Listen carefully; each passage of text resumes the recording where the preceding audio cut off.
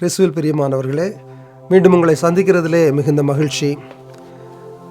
எங்கள் வீட்டில் நாங்கள்லாம் சின்ன பிள்ளைங்களாக இருக்கும் பொழுது ஒரு கண்ணாடி குடுவையை கையில் கொடுக்கணுன்னா எங்கள் பெற்றோர் என்ன பண்ணுவாங்கன்னா, ஜேம்ஸ் இங்கே வா, இந்த கிளாஸை கொண்டு போய் அங்கே வச்சிரு அப்படின்னு கொடுப்பாங்க.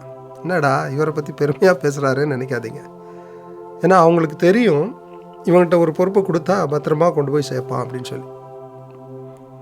இதை கேட்டுட்டு இருக்கக்கூடிய என் கூட பிறந்தவர் சகோதர சகோதரிகள் கூட இருக்கலாம். எங்களுக்கு எங்கள் குடும்பத்தில் நடந்த விஷயங்களே தெரியும். ஒரு சகோதரனாக உங்களிடத்துல நான் இந்த விஷயத்தை ஷேர் பண்ணுறேன்.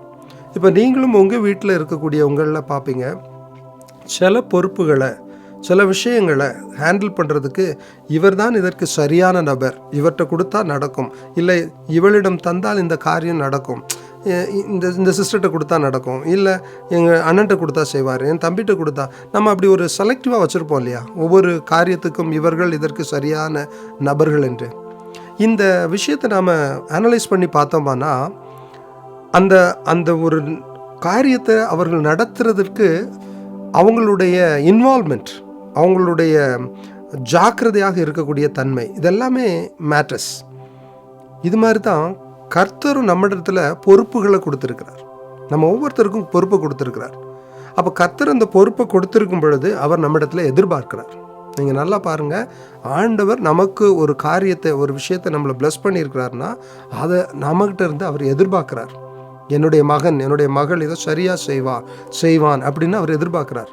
நாம் அதில் ஃபெயில் பண்ண முடியாது இல்லையா? அப்படி நாம் அதை சரியானபடி செய்யும் பொழுது அவர் அதை கனப்படுத்துகிறார். அவர் பொறுப்புகளை மேலும் அதிகமாக தருகிறார். ஆனால் பொறுப்புகள் உங்களுக்கு அதை பலவீனமாக்குறதுக்கு அல்ல, பாரமாக்குறதுக்கு அல்ல, மாறாக உங்கள் மேலே அவர் வைத்திருக்கிற நம்பிக்கை, நம்ம மேலே அவர் வச்சிருக்கிற அந்த நம்பிக்கையை எடுத்து காட்டுது. அந்த பொறுப்பை கூட்டிகிட்டே போவார். பொறுப்பை கூட்ட கூட்ட அவர் நமக்கு கனத்தையும் கூட்டிக் கொண்டே போவார். ஆம் பிரியமானவர்களே, God rewards those who are responsible. நீங்கள் ரெஸ்பான்சிபிளாக இருந்து பாருங்களேன். அதனால தான் வேதத்தில் சொல்லுது, சின்னதில் நீங்கள் உண்மை உள்ளவர்களாக இருப்பீர்களே. ஆனால் அது என்னங்க சின்னதில் உண்மை, பெரியதில் உண்மை? நீங்கள் யார் செய்கிறாங்களோ இல்லையோ, யார் பார்க்கிறார்களோ இல்லையோ, நான் தேவனுக்காக இதை செய்கிறேன், கனத்தோடு செய்கிறேன். அது மோஸ்ட் ஆஃப் த டைம் நீங்கள் நம்ம சபைகளில் பார்ப்பீங்களே ஆனால், இல்லைன்னா சர்ச் சர்வீஸில் பார்ப்பீங்களே ஆனால், நாம் பாடுகிறவர்களையும் இல்லையானால் ஸ்டேஜில் வர்றவங்களையும் நம்ம நிறைய பேர் பார்ப்போம். ஆனால் அந்த ஸ்டேஜுக்கு பின்னாடி இருந்து, அந்த சவுண்ட் பூத்துக்கு பின்னாடி இருந்து, இல்லைனா இப்போது இந்த கேமராவுக்கு பின்னாடி இருக்கிற எனக்கு அருமையான சகோதரன் கூட இந்த இடத்துல இருக்கிறாங்க, இந்த இடத்துல இருந்து அவர்கள் யார் செய்கிறாங்களே தெரியாது. ஆனால் when they have their passion for God, when they do things for God and God alone, கர்த்தர் அதை கனப்படுத்துகிறவராக இருக்கிறார். அதை அவர் ரிவார்ட் பண்ணக்கூடியவராக இருக்கிறார். ஆம் பிரியமான தேவச்சனமே, இப்போ நீங்கள் மத்தேயு 25வது அதிகாரம் 21வது வசனத்தில் ஆண்டவர் சொல்கிறார், ஒரு ஒரு உவமையை சொல்லிட்டு, ஒரு கதையை சொல்லி நம்ம ஆண்டவர் இயேசு கிறிஸ்து அந்த இடத்துல இதை சொல்கிறார். அவனுடைய எஜமானன் அவனை நோக்கி, நல்லது உத்தமும் உண்மையுமான ஊழியக்காரனே, கொஞ்சத்தில் உண்மையாய் இருந்தாய், அநேகத்தின் மேல் உன்னை அதிகாரியாய் வைப்பேன், உன் எஜமானுடைய சந்தோஷத்திற்குள் பிரவேசி என்றான். இது நம்ம எல்லாருக்கும் தெரிஞ்ச ஸ்டோரி தான். நாம் தேவன் தருகிற சந்தோஷத்தில், தேவன் தருகிற நித்திய ஆனந்தத்தில் இருக்க நாம் பிரவேசிக்கணுமானால் நாம் சின்னதில் கூட உண்மையாக இருக்கணும்.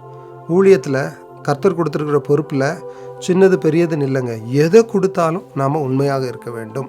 உண்மையாக இருக்கிற பட்சத்தில் தேவன் அதை கனம் பண்ணுகிறார். தேவன் அதை பார்க்குறார், அதுக்கு அவர் ரிவார்டு கொடுக்குறார். அதனால் அவர் கொடுக்குற ரிவார்டில் முக்கியமான ஒன்று பார்த்திங்கன்னா நம்ம சந்தோஷம், ஒரு மன நிறைவு, திருப்தி, சந்தோஷம். என் தேவனுக்காக நான் இதை செய்தேன் என்று சொல்லி. என் பிரியமான சகோதரனே சகோதரியே, சோர்ந்து போயிடாதீங்க. இல்லையானால் யாரும் பார்க்கலங்கிறதுக்காக பண்ணிட வேண்டாம். எல்லாவற்றையும் நம் தேவன் கவனித்து கொண்டிருக்கிறார். Keep doing, run the good race, God will reward. ஆமென், ஆமென். தொடர்ந்து பயணிங்க. கர்த்தர் உங்களுக்கு பலனை தந்து இறுதி மட்டும் நடத்தி செல்வார்.